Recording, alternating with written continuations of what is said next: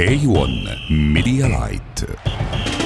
عالهجمة المرتدة هنلعب حفظ ندسم خطط الملعب. هتشوف بقى وصف غير العادي في شرح وتحليل الأهداف. عالمحترف إن هنتكلم وحاجات ونقط منها نعلم. ازاي جمهورنا يكون هادي في تشجيع وبلاش أي خلاف. علي علي علي في الملعب هتشوف الصورة. علي علي علي كاملة كأنك في المقصورة.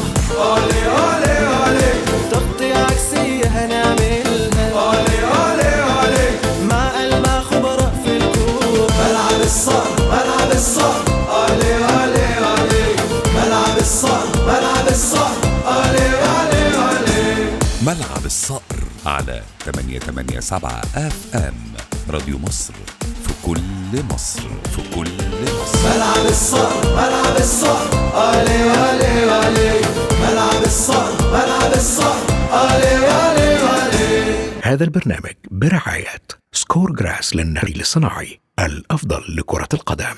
ماي جاردن، سحر الطبيعة ودقة وجمال اللاندسكيب، من مجموعة مصطفى أحمد عبد المنعم. سول ووتر، المياه التي تستحقها. بنك القاهرة، فرص بلا حدود. علي علي علي.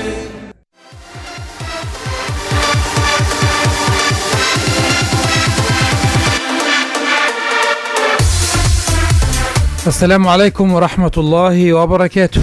برحب بكل مستمعي راديو مصر 887، حلقة جديدة من ملعب الصقر. معاكم عمر ربيع ياسين علشان نتكلم في الكورة. عندنا أحداث وكواليس وأخبار كتيرة جدا جدا. طبعا يعني البداية مش هتكلم على محمد النني ولا هتكلم على منتخب مصر، علشان حابب أتكلم الأول عن أزمة يمكن حصلت امبارح في معسكر المنتخب الأولمبي. يمكن المنتخب الأولمبي مفروض أن عنده مباراة اليوم مع المنتخب البرازيلي إن شاء الله، ولكن اتفاجئنا كلنا ان الشركة المنظمة او في مشكلة ليها علاقة بالمباراة، وان المباراة مش هتتلعب في ميعادها بسبب ان المنتخب البرازيلي ليه بعض المستحقات واللي تبلغ حوالي $75,000. ده طبقا للعقد المبرم والمتفق عليه من قبل المنتخبات والشركة المنظمة هنا في مصر. وبالتالي الديل او العقد كان ماشي بالشكل اللي انا هقول لحضراتكم عليه،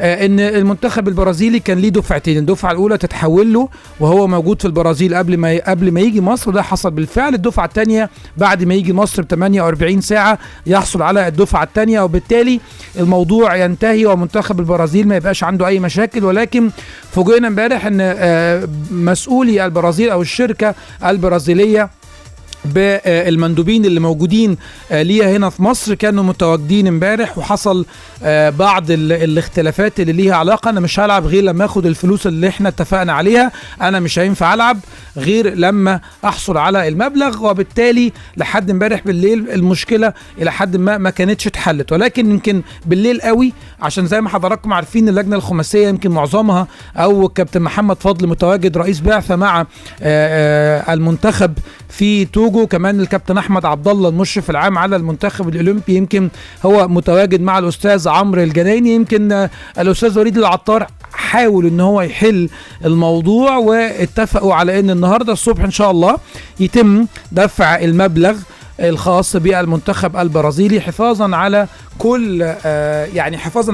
كل شيء ليه علاقة بالمباراة. طبعا زي ما حضراتكم عارفين سمعة مصر وسمعة المباراة أكبر بكتير جدا من أي فلوس أو أي مبالغ مالية ممكن أي حد يتقاضاها. وبالتالي يعني هنروح لتليفون مهم جدا جدا مع الأستاذ محمد رشوان المحامي الكبير. يا أستاذ محمد برحب بحضرتك. ألو أستاذ محمد. يا سيادة المستشار ازي حضرتك؟ معاك يا كابتن عمر، ازي حضرتك؟ اخبار حضرتك ايه؟ كل مستمعينك الكرام الحمد لله كله تمام. طمني على حضرتك. يعني انا اتكلمت عن المشكله اللي حصلت امبارح، بس لسه اروح للجزء الخاص بحضرتك. يمكن حضرتك كنت طرف في النص بتحاول تحل المشكله اللي حصلت ما بين الجانب البرازيلي والجانب المصري عن طريق تواصل حضرتك مع اللجنه الخماسيه، عن طريق تواصل حضرتك مع الشركه المصريه وايضا مع الشركه البرازيليه. قلت ان الصبح تقريبا ده صحيح. الاجتماع ما زال منعقد حتى الان. انا بديك انفراد للبرنامج بتاعك. ما زال حتى الان الاجتماع في اتحاد الكوره بوجود الاستاذ وليد العطار اللي بيبذل مجهود كبير جدا جدا جدا، ويمكن الازمه بدات تتحل، واعلن منتخب البرازيل انه هتقام المباراه في وقتها. الازمه دلوقتي اصبحت ازمه وكلاء مستحقات ماليه. اللي علمته دلوقتي وبعلنه لحضرتك انه تم سداد مستحقات الاقامه والطيران الخاصه بمنتخب البرازيل. دول تم تسويتهم خلاص، وتبقى المستحقات المتبادله بين الوكيل المصري او الشركه المصريه والشركه البرازيليه اللي هي شركه مستر كينيدي. يمكن مستر كينيدي والدكتور ريكاردو والمسؤولين عن منتخب البرازيل موجودين دلوقتي حالا وانا بكلم حضرتك في مقر اتحاد الكوره، في وجود الاستاذ وليد العطار ومندوب الشركه البرازيليه ومندوب الشركه المصريه اللي هو الاستاذ محمود حسام، وبرضه في حد من شركه برزنتيشن موجود بيحلحل الازمه وبيحلها، في مكاتبات ومراسلات شغاله مع الاتحاد البرازيلي. المباراه بنطمئن كل جمهور مصر بتقام في ميعادها. اعتقد معالي الوزير اشرف صبحي هيشرف المباراه وفقا للمعلومات اللي عندي، وكل الامور تمام. لكن خلينا نقول ان دي بتفتح ازمه الوكلاء وازمه الشركات، وازاي بنستضيف منتخبات بالقيمه دي في مصر. العمليه دي لازم تتنظم شويه عن كده، لان المشكله دي ظهرت مره واثنين وثلاثه، ولابد من يكون ليها قواعد ونظام وفقا لقانون الرياضه. والحمد لله ان احنا من امبارح متواصلين مع كافه الاطراف، وحضرتك عارف الكلام ده، والنهارده ان شاء الله واحنا قاعدين دلوقتي اهو الازمه بتتحل في اتحاد الكوره. تمام، يعني حضرتك خلاص المبلغ اللي المفروض المنتخب البرازيلي يتقاضاه تم دفعه بالفعل، وبالتالي دلوقتي هي أزمة وكلاء أو شركات وسطاء في النص ما بين الاتحاد المصري والاتحاد البرازيلي. مظبوط كده يا فندم؟ مظبوط يا كابتن عمر. دلوقتي خلاص ومنتخب البرازيل ما مستحقات الإقامة بتاعته موجودة، الطيران موجودة، القصة الأساسيات موجودة. طبعا ده منتخب بيلعب كورة ملوش علاقة بالعملية اللي هي بتاعت مظبوط صحيح الشركاء، أو ده خلاص هيلعب كورة. الاتحاد البرازيلي بلغهم بإقامة المباراة، وبلغ حضرتك إن هم هيتحركوا للملعب في تمام الساعة 3:30 بعد الظهر، يعني الساعة 3:30 بالظبط هيتحرك أتوبيس منتخب البرازيل.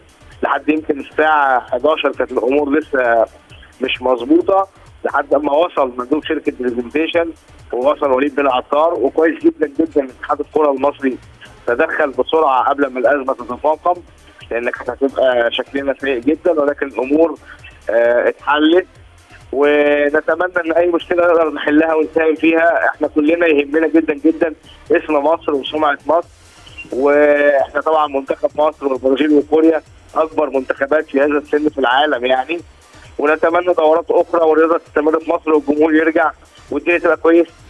يعني اكيد بتفق مع حضرتك تماما يا سياده المستشار. بشكر حضرتك شكرا جزيلا على وجودك معانا وتوضيحك المهم بالنسبه لموضوع مباراه مصر والبرازيل للمنتخبات الاولمبيه.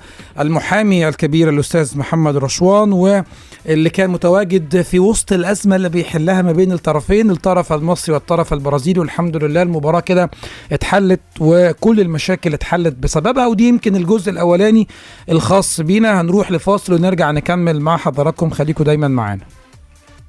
بنك القاهرة، فرص بلا حدود. أنا زهقت خلاص من الجنينة بتاعتي، دايما مشاكل وحشرات، ده غير فواتير المية والكهرباء والجنايني. ما قلتلك تكلمي سكور جراس، نجيلة خضرة طول السنة وتقريبا زيرو صيانة، واختاري من 48 نوع نجيلة للإندور والأوتدور بألوان مختلفة ومواصفات عالمية، وأسعارهم ممتازة لأن عندهم أول مصنع للنجيل الصناعي في أفريقيا والشرق الأوسط بخامات هولندية، ودلوقتي في خصم 50%. سكور جراس للنجيل الصناعي، خصم يصل ل 50%. اتصل على 0100 44742. ماي جاردن الاسم علامة والخبرة غيمة، في اللاندسكيب والهاردسكيب اسمنا مشهور. ماي جاردن نباتات نادرة، أشجار ونخيل، زينة وصبار.